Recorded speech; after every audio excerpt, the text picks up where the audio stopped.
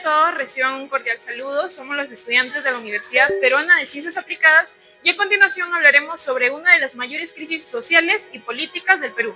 Estamos hablando de la exclusión de gran parte de la población y el poder que ejercían los gamonales y las élites en nuestro país.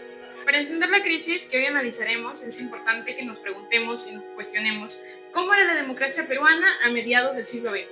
Según los autores Ignacio López y Barrenechea, nos dicen que lo que existía era un estado oligarca, el cual estaba caracterizado por el patrimonialismo absoluto. ¿Qué quería decir esto? Que las élites no distinguían entre sus negocios privados y los recursos públicos. Esta estructura estaba justificada bajo el racismo implícito, el cual negaba la ciudadanía a la mayoría de la población. En el año 1930, apenas el 7.4% de la población podía votar. El resto, que eran analfabetos de zonas rurales, seguía viviendo un muro de exclusión total. Este no era un estado zen, sino era un estado que ignoraba deliberadamente a su nación. ¿Para qué? Para que siga persistiendo su hegemonía encerrada.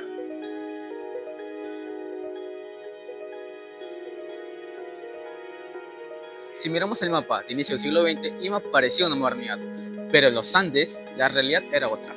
No había jueces, ni alcaldes, ni policías que respondieran al Estado. Entonces, ¿quién mandaba? Julio Kotler nos da la respuesta a ello, el gamonal. El gamonal no era cualquier hacendado, era una autoridad que privatizaba el poder público. En lugares donde el Estado prácticamente era un fantasma, el gamonal se convertía en la ley, el juez y el verdugo.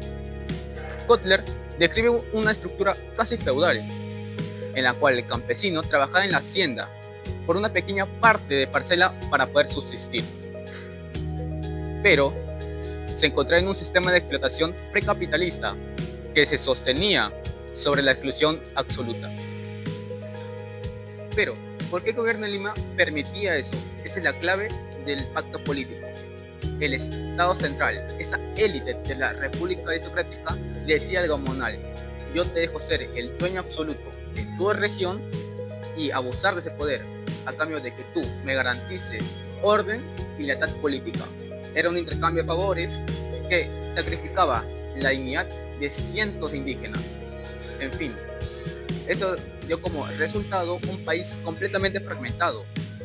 Y como diría Kotler, el gamonalismo fue el brazo político que impidió que el Perú se consolidara como una verdadera república moderna durante varias décadas. Hacia 1954, esta orden empezó a resquebrajarse. Ignacio López describió este momento como un dualismo estructural, donde la costa se capitalizaba rápidamente frente a una sierra que se quedaba estancada ante un pasado señorial. Sin embargo, eventos como la inauguración de la carretera panamericana rompieron este aislamiento y permitieron que varias regiones olvidadas dentro del país estén conectadas. Por ello, como menciona Martín Boncel, se dio el surgimiento de una nueva clase, la clase media, que estaba integrada por comerciantes y pequeños propietarios en regiones antes aisladas, lo que generó cambios económicos y sociales muy importantes. Por eso, la modernidad no llegó como un regalo, sino como una fuerza que permitió desarticular la obediencia ciega que se tenía hacia los gamonales.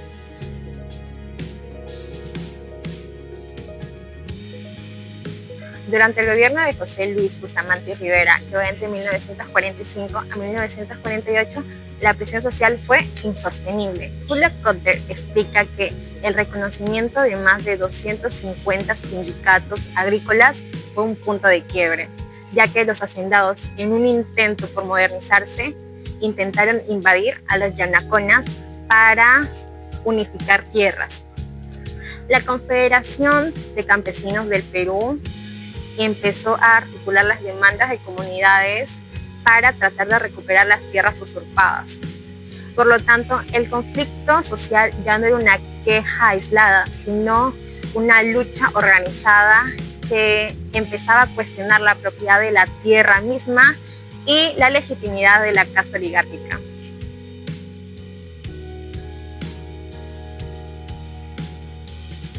Nuestra fuente primaria confirma este colapso social.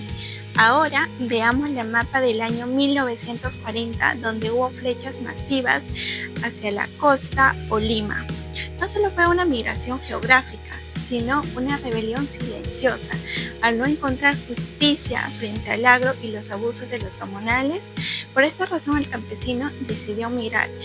Ahora el autor Hopler señala que gracias a esta migración los campesinos adquirieron una experiencia y conocimiento político en las ciudades, que al regresar a sus tierras originales, ellos pusieron en práctica, formando un movimiento contra las haciendas de los gamonales. De esa manera el campesino ya no era un siervo del gamonalismo, sino se convirtió en un ciudadano en movimiento.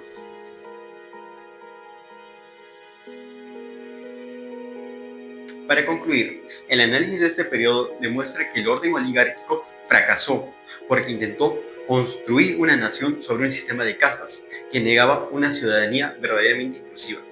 Julio Kotler sostiene que el gamonalismo dejó como una herencia profunda desconfianza hacia el Estado, la percepción de que el poder político puede utilizarse como instrumento de despojo y beneficio privado. Asimismo, las investigaciones de López y Monsalvé evidencian que el denominado dualismo estructural no desapareció, sino que adoptó nuevas formas de centralismo político y legal. Con lo señalado, podemos hacernos una pregunta. ¿Podemos encontrar similitudes en la actualidad? Diversos sectores consideran que sí, especialmente a partir de la reciente Ley 32.293. Organizaciones como el Centro Peruano de Estudios Sociales, CEPES, advierten que la norma podría facilitar la formación de posesiones de terceros sobre territorios comunales, reproduciendo prácticas de despojo bajo un manto jurídico moderno. El caso refleja la misma desconexión señalada por nuestros autores. Un Estado que legisla desde el centro de poder sin comprender plenamente la realidad y seguridad territorial de las comunidades campesinas.